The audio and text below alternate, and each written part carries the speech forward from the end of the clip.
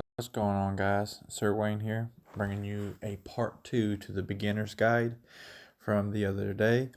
And what we're going to talk about in this video is going to war and just basically how to win the game, and just mostly focused on war and strategies to going to war. Just the basic idea, nothing too advanced, just basic overall strategies.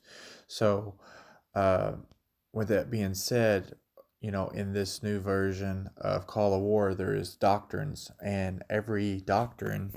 Let me come over to the doctrines. So you have Axis, Allies, and Comintern, and Pan-Asia. I don't want to go too far into this because so many YouTubers have went into this with so much detail, but uh, you know, basically, Axis is the power unit, the powerhouse, got the hit points, the extra hit points, the extra damage, and the cost is a little bit more. Allies are optimized, they're a little bit slower, but they have better research, they have better upgrade cost and production time.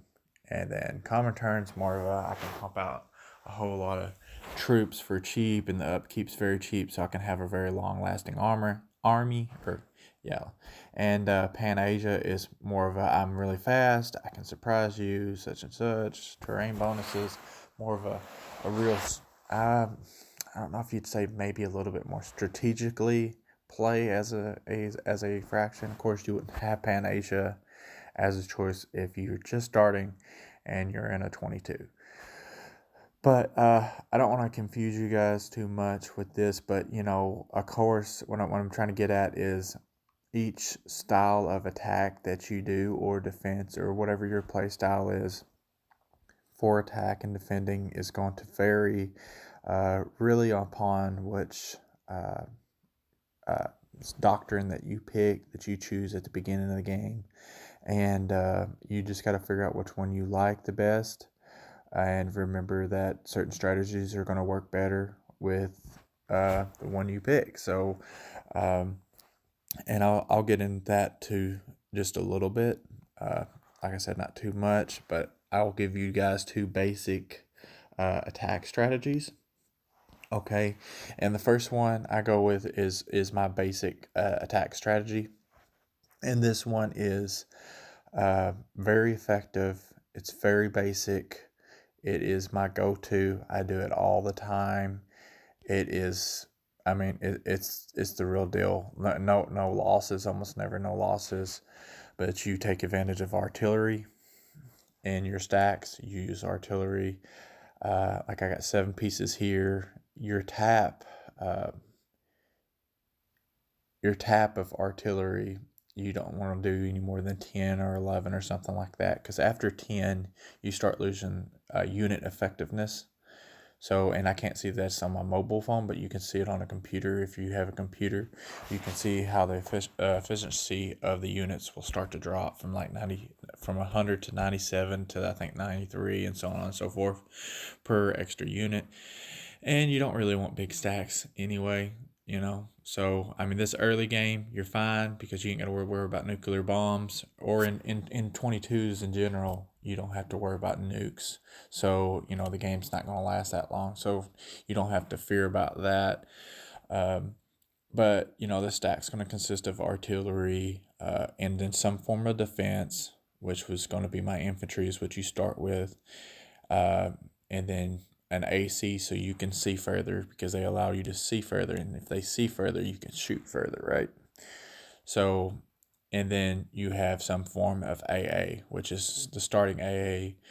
And the reason why they're not upgraded and you don't have a whole lot is, for one, they're the starting units, and then two, air's not very strong in the first 3 days, 5 days, something like that. I think it's day 4 that they start becoming, because you want at least level 3. Yeah, day 4, and and I'm allies, so there's no telling what it is for the other nations. So anybody using air, you can really make them punish. You can really punish them. So with those AAs, and I wouldn't worry about it too much in these 22 maps, because these 22 maps are filled with the new players. And they don't use air much. And if they do use air, they don't use it efficiently. So, but anyway, so what you would do is say, let's say there's, let's go right here. Here's another stack. It's a smaller stack that I made. Let's say I know there's a troop right there, okay? But you can't see it, but I know there's a troop there because I seen it earlier. So what I would do is, and this is free to play, so if we have no high command, it won't stop and fire. So what we're going to do is maybe put something like this, attack it, or just make it where it's right there in range. That's really what you want to do, right there in range, not attack it, but put it right to where you're moving your stack. It's fairly going to cover that whole dot right there. So if there's anything there, it will fire upon it when it stops. The disadvantage of that is using this rather than putting it at offensive and just moving it through like that is, if I have it offensive and I'm playing high command, you can put it as offensive stance and they will stop and fire if something comes out of here to attack me. Because you want to protect your artillery. This stack, you don't want anybody touching it. So like if you were to come up here, let's go back to not offensive. Let's say you come back here and you fire on them, and they come at you. You can fire and it'll show a time down here.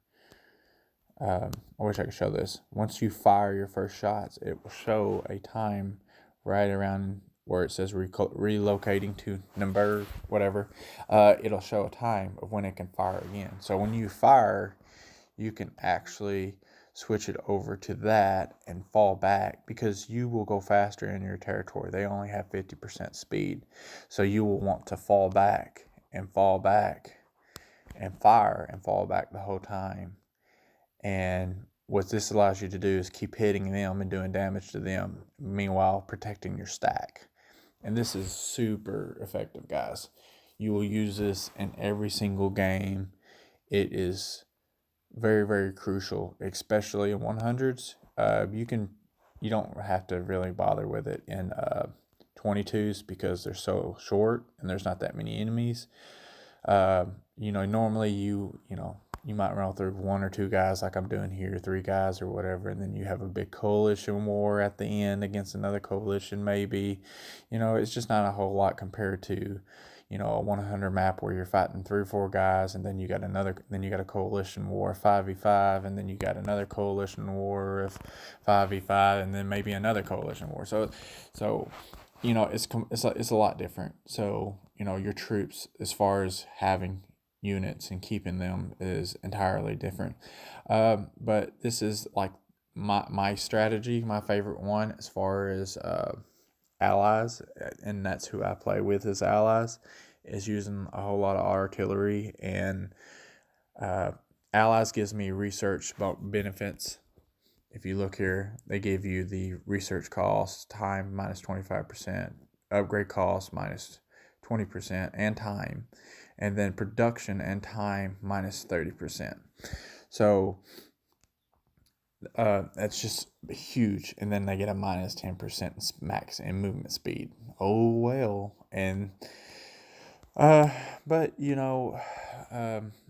and then there's the other style that is really good for Axis. Now, I'm not saying that the artillery version is not good in all. You can use it in all. And in some cases, like for Russia in 22, if you're Comintern, I say Russia, but it's Comintern, you get a boost for your artillery as well as Pan-Asia. But it's not going to matter. Pan-Asia is not on 22, so. But you get that boost for the production cost time and production time by minus 20%, as you can see. If you guys look at this, there's the form. It's a Call of War doctrine form.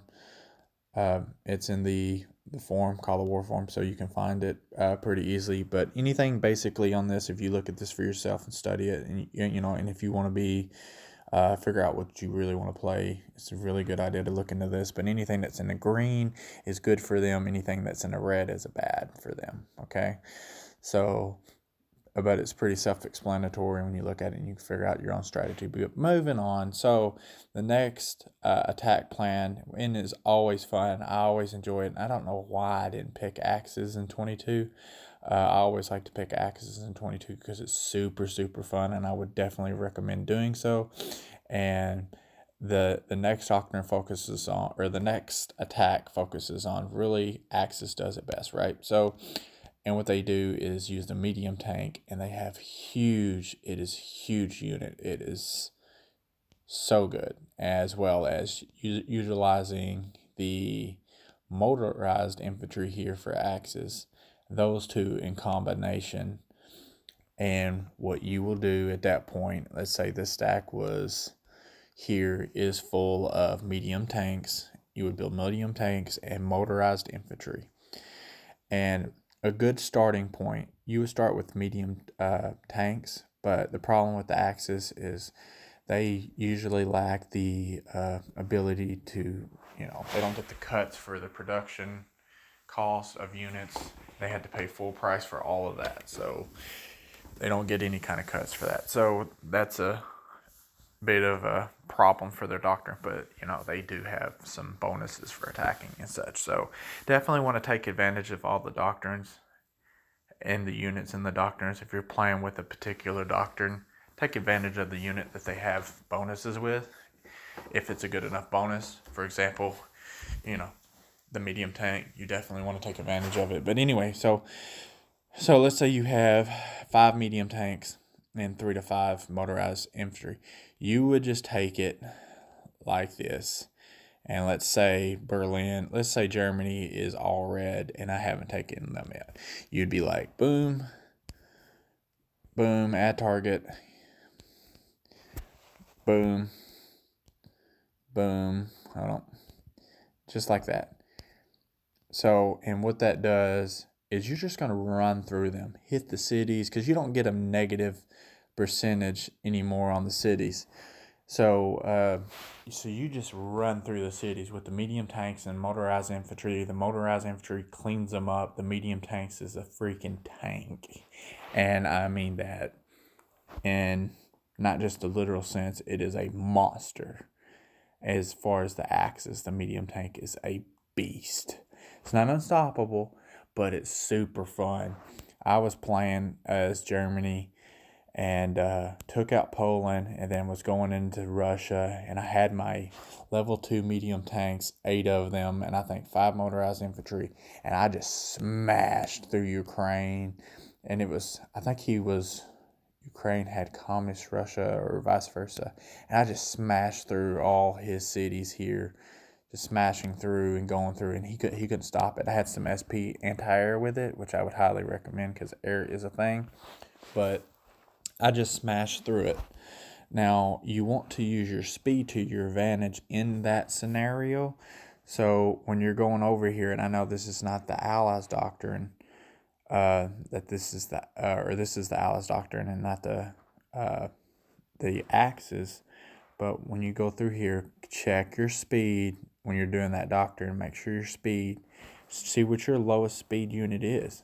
And of course, it's going to be a whole lot higher when you're out at Axis. But check and see what's the slowest. And it's not going to be motorized infantry, because motorized infantry is just ridiculous. But notice that you're going to go that slow based off that speed. If you need to split them up, your motorized infantry to hit a city, or just drop one motorized infantry to take a city that has nothing in it, you can do that. But like, the strategy is by far one of the most fulfilling strategies as far as just hitting them. And if you're a new player, I highly recommend you picking axes and then getting medium tanks and motorized infantry and just smashing through your opponent.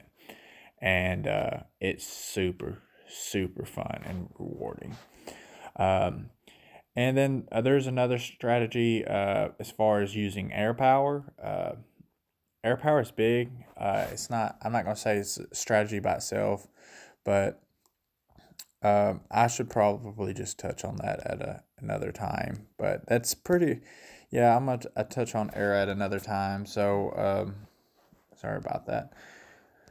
But that's basic strategies as far as attacking and some forms that'll get you started, guys, and get you running into people and getting you some wins. And remember, the goal is to take as much land as possible. If you just set back like this guy here and he's just building an economy, and he's not really just building an economy, but I'm just saying, just sitting back, working on your economy, and not actually taking over, you're at a disadvantage.